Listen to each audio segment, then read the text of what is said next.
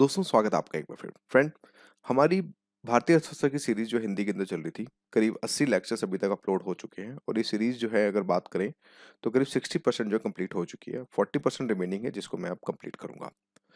ये मैंने आपको प्रॉमिस जैसे दे रखा था दिसंबर में, लेकिन दिसंबर में नहीं, जनवरी में जाके कंप्लीट होगी और उसकी पीडीएफ वीडियो भी सारी की सारी जो फाइल्स हैं वो मैं टेलीग्राम पे मैं आपको प्रोवाइड कराता रहूंगा।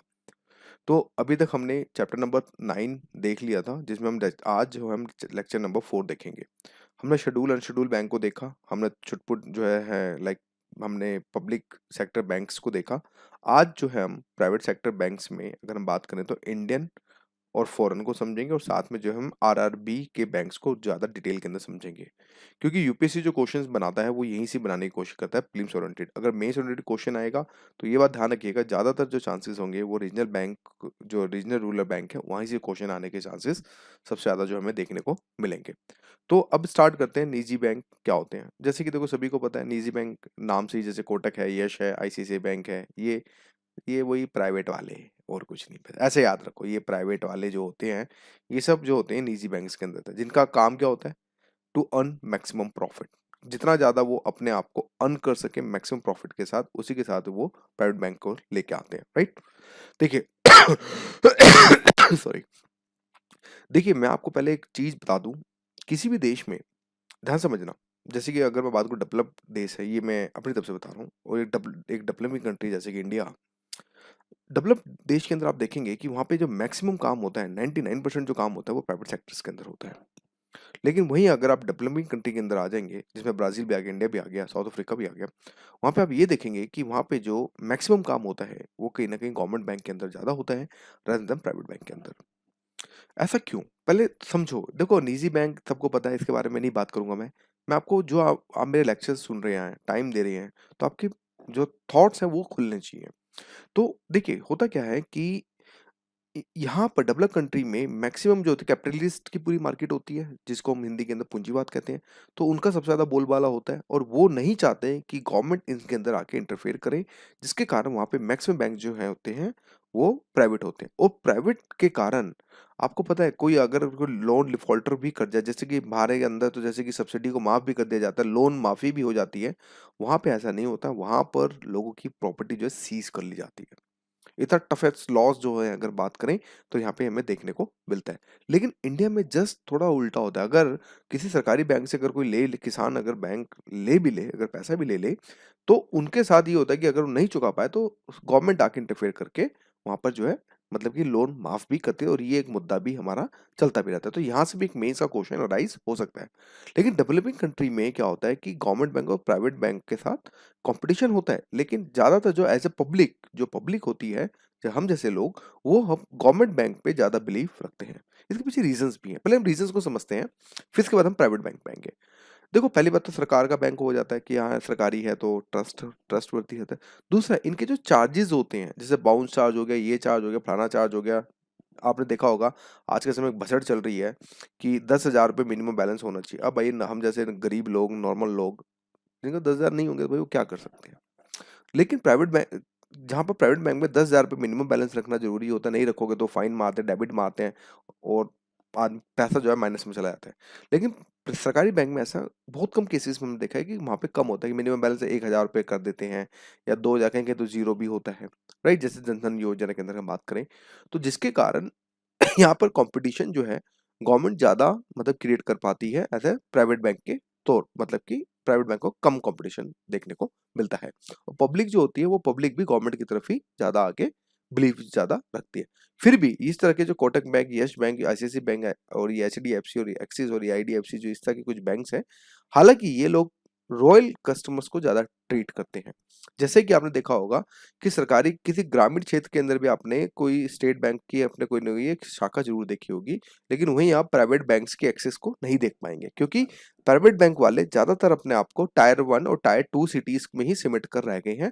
टायर 3 में ये नहीं जाना चाहते, क्योंकि इनको पता है कि इनकी ऑपरेशन कॉस्ट बहुत ज्यादा आएगी, यानी कि जहां पर इनकी कमाई कम होगी उनकी लागत ज्यादा आएगी, तो जिसके कारण ये टायर 3 सिटीज की तरफ, जो टाउन सिटीज होते हैं उसकी तरफ नहीं बढ़ते हैं। एक बात और, जिस देश में गवर्नमेंट बैंक होते हैं उस देश में पैसा बहुत ज्यादा सेफ रहता है। एक बात ये भी ध्यान रखना, प्राइवेटाइज बैंक के अंदर क्या होता है कि जहां अगर पूरी की पूरी अगर इकोनॉमी प्राइवेटाइज के अंदर है तो उसमें पैसा जो होगा वो कहीं ना कहीं डूब मतलब स्कैंडल अगर कोई सामने आता है तो वहां की इकोनॉमी बहुत जल्दी कोलैप्स हो जाती है अगर वहां पर सरकारी बैंक नहीं है तो। लेकिन जहां पर सरकारी बैंक्स होते हैं तो वहां पर जो इकोनॉमी होती है इतनी जल्दी कोलैप्स नहीं होती। जैसे कि हमने रिसेंट एग्जांपल लेमन ब्रदर्स को देखा था जहां घोटाला हुआ था और वो पूरे का पूरे इकोनॉमी यूएस की इकोनॉमी चरमरा गई थी। तो ये किसका जीता जाता हमें सबूत भी हमें देखने को मिलता है जो मैंने तरफ से बताया। तो किसी भी देश में अगर सरकारी बैंक ज्यादा होते हाँ उनकी अपनी एक कमियां हैं लाल फीताशाही है भ्रष्टाचार है ये है वो है फलाना है ढीगड़ा है एटीट्यूड है ये है ग्रेटिट्यूड है वो एक अलग चीज है। लेकिन सरकारी बैंक होने से कहीं ना कहीं कस्टमर्स को सबसे ज्यादा फायदा होता है rather देन बैंक्स को। लेकिन जहां पर प्राइवेट बैंक ज्यादा होंगे वहां पर बैंक्स को ज्यादा फायदा होगा rather देन कस्टमर को।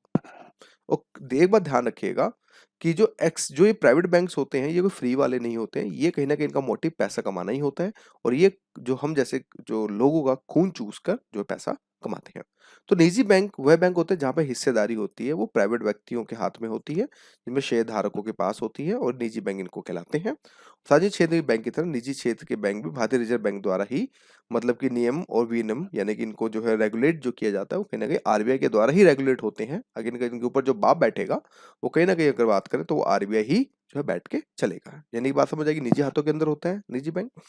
और दूसरा मतलब जहाँ व्यक्ति अब किसी पर्सनल बैंक का तो एक बैंक होगा नहीं कहीं ना कहीं शेयर बोर्ड ऑफ डायरेक्टर्स भी होंगे शेयर धारक होंगे तो उनको मिला के जो पैसा जिसमें गवर्नमेंट को इंटरफेरेंस नहीं होता उनको हम निजी बैंक के तौर पे समझते हैं।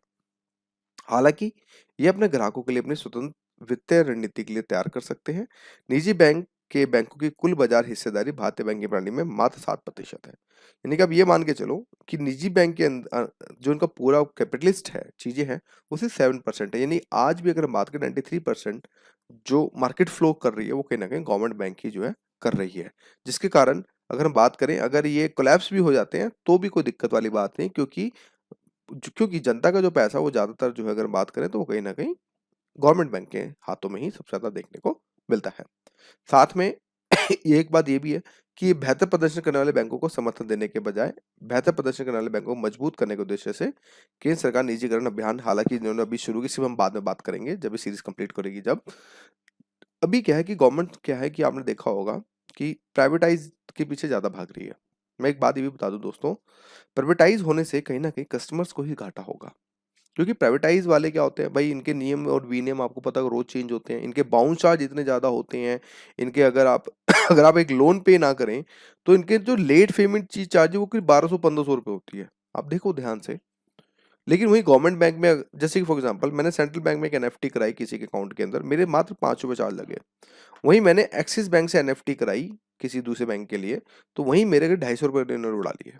सोचो 5 रुपए और 250 रुपए कितना फर्क है मेरे साथ हो रखा है। मैं दूसरों की बात क्या करूं। तो उस वजह से कहीं ना कहीं अगर बात करें तो निजीकरण से एक तरह से बात करें हाँ ठीक है क्वालिटी इंप्रूव होंगी सर्विसेज इंप्रूव होंगी मैं मानता हूं। लेकिन कहीं ना कहीं इसका इम्पैक्ट जो लॉन्ग टर्म इम्पैक्ट वो कहीं ना कहीं कस्टमर को भुगतना पड़ेगा। क्योंकि बैंक ऑफ कोर्स किसी का नहीं होता।